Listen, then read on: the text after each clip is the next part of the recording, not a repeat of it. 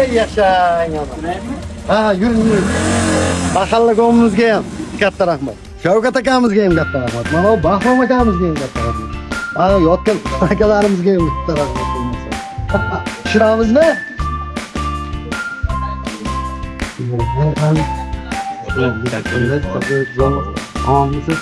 Uzangun. Ana shu tomon zinasi qolganda. Toplarız. Dur ben Charchamayapsizlarmi? dur. Ben narkomanca semerden qilib qo'ydik endi. O'xshayapti. Sen to'xtalish bo'lyapti. Hozir. Mayli endi. Xudoyim taolo shunday yozgan. Xudo xolasa yurib ketadi. Boshlangani tugaydi baribir. Ha, Boshlangani Sundar akam aytadi. Start berilgan finishga yetkasan, yetmasdan iloji yo'q deydi. nima qilib qo'ysin? Yetish kerak. Start berilgan finishga yetishimiz kerak, ha Sundar aka. Xudo xolasa.